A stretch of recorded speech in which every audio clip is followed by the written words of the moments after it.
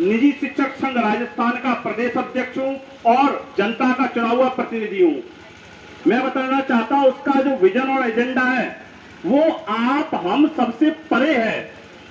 उसे ना तो धर्मशाला से मतलब है, वो तो इसमें उलझाने की कोशिश कर रहे हैं। उसका एजेंडा तो एक अंतर्राष्ट्रीय एजेंडा है। वो इस समाज में इसलिए उसको एक सिस्टम से भेजा गया है जो कि धर्मांतरण का काम कराने का कार्य है। जो एक विजन चल रहा है, चाहे वो मुस्लिम कम्युनिटी का हो, चाहे वो ईसाई कम्युनिटी का हो, चाहे वो सरदार सिख कम्युनिटी का हो, अगर हम जब आपस में पहले से उलझे पड़े हैं, कोई SC ST OBC में उलझा पड़ा है, कोई लोधी, कोई सकवार, कोई अन्य जातियों में, हर कहते हैं कि हर जिले में जाते हैं वहां पर हम उलझे पड़े हैं। हम अपनों से नहीं लड़ पा रहे थे, हम जनरल OBC से नहीं लड़ पा रहे थे। एक और फुंतरू आ गया कि सकवार समाज, सरदार सकवार समाज, फिर आ जाएगा मुस्लिम सकवार समाज, फिर आ जाएगा ईसाई सकवार समाज। आप उसके विजन को देखिए। मैं प्रॉपर्टी का व्यवसाय करता हूं और मेरे मासिक इनकम का बात करें तो मेरा मासिक इनकम का 2 से 3 लाख भी कमा लेता हूं, 4 लाख भी कमा लेता हूं।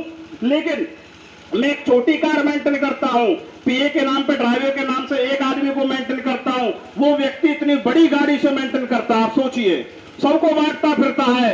आप लोगों को सोचना चाहिए कि इतना पैसा, इतना सिस्टम, इतना चलानेपन उसके पास कहां से आ रहा है। इस सिस्टम में आइए, वो धर्मशाला को कहां पर ले जाना चाहता है, ये भी हमें दूरदर्शिता से सोचना होगा। वो आरोप लगाएगा, वो प्रत्यारोप लगाएगा। हाँ, मैं नेता हूं, आरोप लगते हैं, बड़े नेताओं पर प्रत्यारोप लगते हैं। अगर आरोप प्रत्यारोप नहीं लगते हैं वो नेता नहीं कहलाता है। लेकिन आज फिर भी मैं जनता का प्रतिनिधि हूं, मैं आज भी एक राष्ट्रीय पार्टी का जिला अध्यक्ष हूं और आरोप प्रत्यारोप लगते हैं तो लगते रहे। मेरा कार्य है समाज की सेवा करना, मैं समाज की सेवा करता रहा हूं और करता रहूंगा। कुछ नीचे तबके में जाके करता रहूंगा। सौरा हत्याकांड हुआ था, उत्तर प्रदेश का मामला था, उस हत्याकांड में कोई बोलने वाला नहीं था। मेरे भाई की FIR तक नहीं हुई थी। मैं गया वहां के कप्तान से मिला, कप्तान से होने के बाद उसकी FIR हुई साथियों, और FIR होने के साथ में टांग ठोक के उन लोगों की गिरफ्तारी कराई।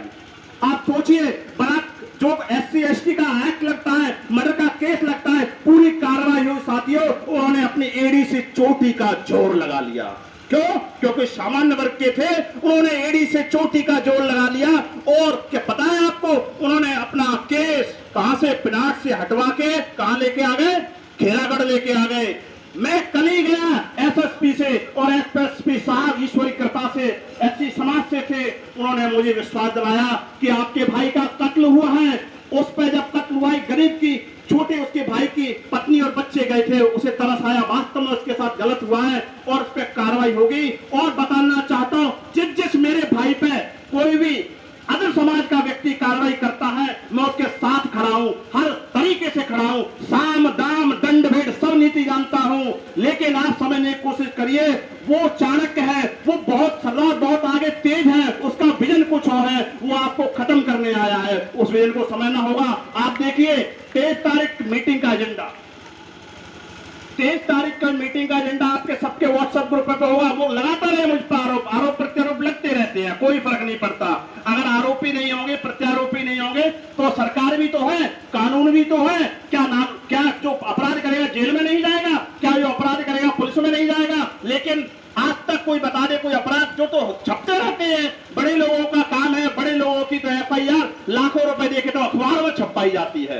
तो हम अपने राजस्थान में अपनी गरिमा को, अपने सखवार समाज की एक रीढ़ को, एक रस्सी को पकड़ के चला हूं मैं और लेके चलूंगा। और मुझे डर नहीं लगता मरने से। मरना तो है, एक बार मरना है, आज मरना है या कल मरना है, लेकिन वीर पुरुष होकर मरना है। चाहे वो 20 साल का मरता है, चाहे वो 100 साल का होकर मरता है, इतिहास रचना है तो इतिहास लिख के मरना है। ये देखिए साथियों, ये मीटिंग का सबसे जो बड़ा जो पॉइंट है, आप देखिए, मैं और पॉइंटों पर ध्यान नहीं आकर्षित करना चाहूंगा। विधि सम्मत कार्रवाई के साथ साथ आर्थिक अपराध, सोचिए, आर्थिक अपराध अन्वेषण ब्यूरो एवं लोकायुक्त में कार्रवाई करने हेतु आप सोचिए 23 तारीख की मीटिंग में आप जाना चाहेंगे? क्या आप अपनी समाज की धर्मशाला को सरकार को देना चाहते हैं या अत्याचारी को देना चाहते हैं? और अगर ऐसा बलवान बनता है, मेरे सामने आके आ जाए, मुझसे सामने आके लड़ाई लड़े, मैं देखूं क्या ताल ठोक के मुझ पे आए, मुझ पर वार करे, आमने सामने की लड़ाई लड़े। ये व्हाट्सएप पे व्हाट्सएप क्या होता है, अपने साले जो सारे जेल में डले पड़े हैं, इसके खास साला इसका जेल में पड़ा है 376 के मामले, उसे 4 साल से जेल में उसे ही छुड़ा ले, इतना बड़ा बलशाली बनता है। लेकिन मेरे समाज के भोले भाले लोग हैं, वो दोस्त से सड़े, वो जानते नहीं है कि दिल्ली से बंबई घूमा है, विदेशों में घूमा है, आपको बहकाएगा, चमकाएगा। कहते हैं ना कि क्या डालेगा, डाला चुग्गा डालेगा, चुग्गा डालेगा, बहलाएगा, फुसलाएगा, लेकिन फंस मत जाना, उसका एजेंडा बहुत तगड़ा है। तो साथियों, मैं भरसक 23 तारीख के मीटिंग के घोर निंदा करता हूं ऐसे व्यक्ति का। वो सखवार समाज का नहीं हो सकता है, जो अपने समाज की क्या उसने बनाई है क्या धर्मशाला? आप सोचिए, क्या उसने बनाई है? कर कमलों के द्वारा हमारे बाबा साहब ने, हमारे कमल साहब धर्मशाला लेके गए, एक धर्मशाला, और दूसरी धर्मशाला, इतनी विशाल धर्मशाला रामेश्वर जी ने खड़ी कर दी। लेकिन आरोप प्रत्यारोप करके वो सब कुछ निस्ता नाबूद कर देना चाहता है, आपको खत्म कर देना चाहता है। वो उसका एजेंडा है। क्यों? क्योंकि विधि सम्मत कार्रवाई के साथ साथ आर्थिक अपराध, अन्वेषण ब्यूरो, समझते हैं आप, पढ़े लिखे, अन्वेषण ब्यूरो एवं लोकायुक्त में कार्रवाई करने हेतु, अगर आप एजुकेटेड हैं, बलवान है, नहीं समझ सकते हैं तो समझने की कोशिश करें, उसकी निंदनीय सोच को समझने की कोशिश करें। वो आपको बहला फुसलाकर कुछ लोगों को पिलाता है, गाँव जाता है, खिलाता है, फोन करवाता है, दूसरों से चैटिंगों से मैसेज करवाता है, नीच करवाता है। मेरा समाज मुझे अच्छी तरह जानता है, मेरा समाज के साथ मैं खड़ा हुआ हूं, और जो राजनीति करेगा वो तो हर सुख दर्द का हिस्साएगा। मेरा रास्ता तो कांटों का रास्ता है साथियों, मैं चलना भी जानता हूं और इन कांटों को रोंदना भी जानता हूं। मैं बताना चाहता हूं, तो मैं इतना ही कहूंगा, ज्यादा नहीं कहूंगा, क्योंकि अब मैं इस कार्रवाई पर ध्यान है, आप देख ले। और माननीय, मैं थोड़ी एक रह गए थे, श्री राजवीर बोधी जी, इसके बाद सिलावट जी माननीय आएंगे। राजवीर बोधी जी अपनी बात को कहे, मैं ज्यादा बोल गया हूं अपने आवेश में आके।